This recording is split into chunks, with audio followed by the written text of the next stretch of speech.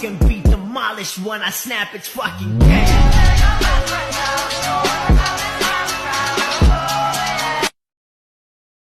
Prabowo juga menjadi satu-satunya nama dalam seluruh lembaga survei yang memiliki modal paling lengkap untuk maju sebagai calon presiden Indonesia 2024-2029.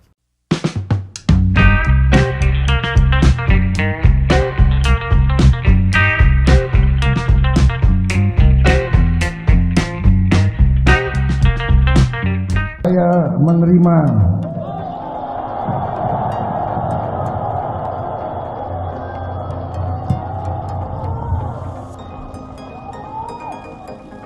permohonan saudara untuk bersedia dicalonkan sebagai calon Presiden Republik Indonesia.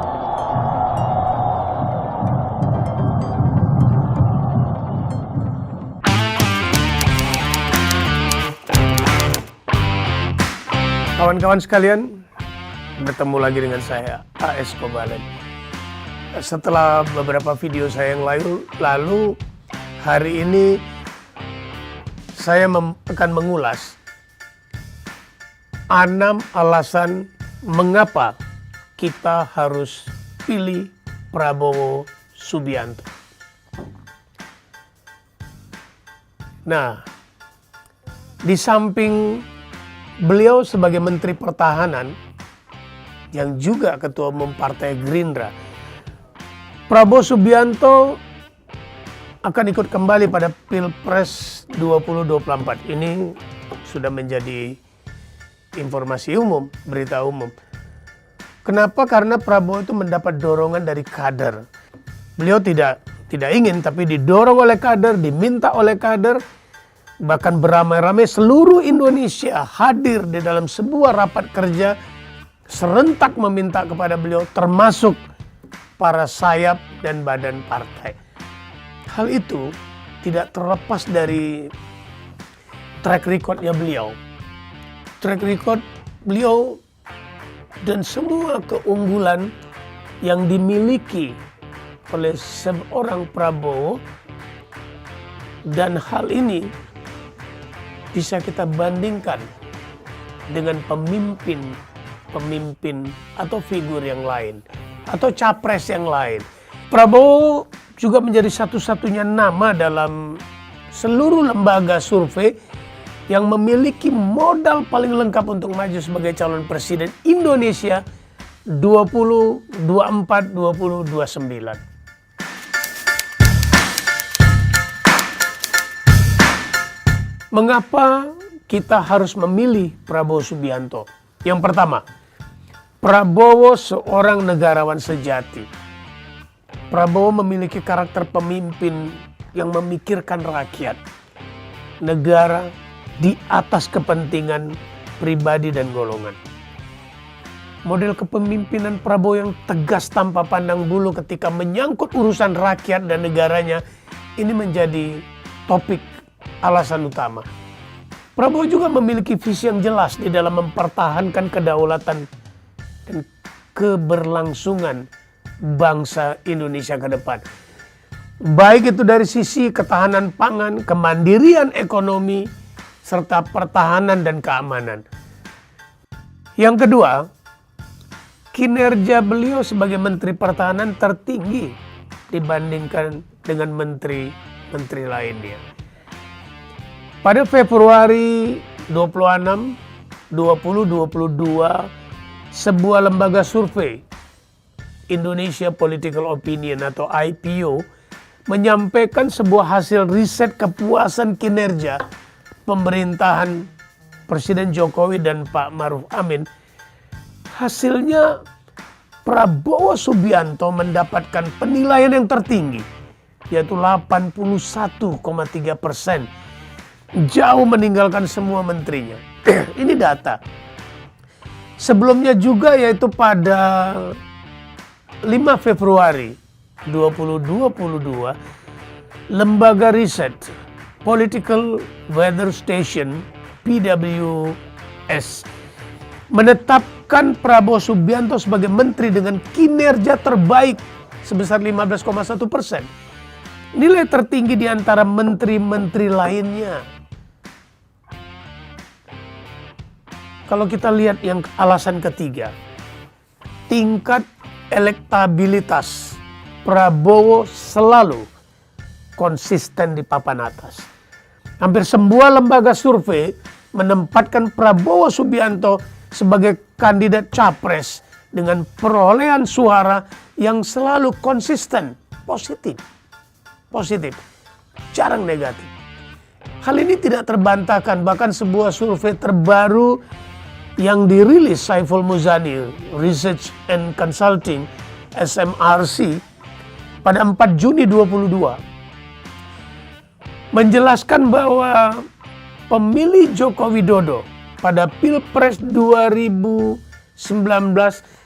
banyak yang beralih mendukung Prabowo Subianto. Para pemilih Jokowi yang berniat mendukung Prabowo Subianto pada Pilpres 2024 juga terus menunjukkan tren peningkatan. Apalagi setelah ada kalimat Pak Jokowi, Pak Prabowo, setelah ini giliran Pak Prabowo. Sudah sejak awal kok restu. Sejak awal saya menyampaikan mendukung beliau. Ya kita saling menukar pikiran mengenai bagaimana Indonesia ke depan. Yang keempat adalah karakter yang dipenuhi dengan kebijaksanaan dan kehormatan. Hal ini bisa kita lihat saat kala di Pilpres 2014 dan 2019. Prabowo memberikan teladan yang sangat mengejutkan publik bahwa beliau hadir di MPR RI untuk menyambut, mengapresiasi pelantikannya.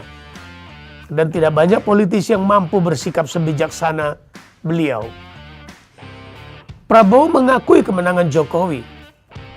Dan ketika 2019, beliau siap membantu pemerintah demi menjaga persatuan dan kesatuan bangsa. Sikap yang pada akhirnya sangat dipahami sebagai sebuah upaya meminimalisir polarisasi ekstrim di antara rakyat pada saat itu, pada saat Indonesia di pasca pemilu 2019. Meski mengalami kekalahan, Prabowo tetap mampu menjaga kehormatan dirinya dan perjuangan seluruh pendukungnya dan membuat kami ini tetap hari ini dapat berdiri dengan kepala tegak. Mari kita simak yang poin alasan kelima. Prabowo adalah karakter yang memiliki semangat yang kuat dan pendukung setia, kader setia. Prabowo dan Gerindra mungkin bukan satu-satunya partai yang memiliki kursi yang signifikan di DPR RI. Namun soal semangat dan optimisme adalah lain cerita, kawan. Pendukung Prabowo adalah manusia-manusia yang sudah teruji dalam setiap pertarungan politik. Beliau melahirkan macan-macan, singa-singa yang siap bertarung di dalam segala situasi. Setidaknya sudah hampir 15 tahun sejak partai ini berdiri dan rentang waktu yang tidak sebentar. Anda mungkin mudah untuk menjadi setia di situasi kemenangan. Namun mereka yang tetap setia dalam situasi yang sulit dan kalah, tentu ini memiliki nilai tersendiri dan itu dimiliki oleh kader-kader Gerindra yang tetap setia dan loyal kepada atasan dan partainya. Kawan-kawan, ada data yang memperkuat ini dan itu saya tunjukkan di dalam alasan ke-6, yaitu analisis sentimen positif di media sosial yang tertinggi. Litbang Kompas belum lama ini merilis hasil survei terkait sentimen positif media sosial dan tokoh politik. Survei yang digelar periode 17 sampai 23 Mei 2022 tersebut menempatkan Prabowo Subianto sebagai tokoh politik dengan sentimen positif tertinggi 28,2%.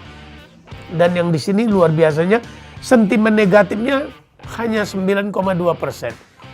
Bandingkan dengan Ganjar Pranowo, sentimen positif itu 20,7%, tapi sentimen negatifnya 20,4%. Ada jenjang hanya 0,3%. Sedangkan Anies Baswedan mendapat sentimen positif 21,5%, tapi sentimen negatifnya 20,4%. Ini bisa dilihat karakter yang bermain di sini, masyarakat juga melihat dan para surveyor juga bisa melihat. Kawan-kawan sekalian, ini adalah penyajian data kami dan alasan ini kami ciptakan dengan mengutip data dan apa yang kami rasakan sebagai kader Gerindra, sebagai ketua umum sayap Hindu, Buddha, Konghucu dan aliran kepercayaan. Untuk itu kawan-kawan jangan puas hanya menonton.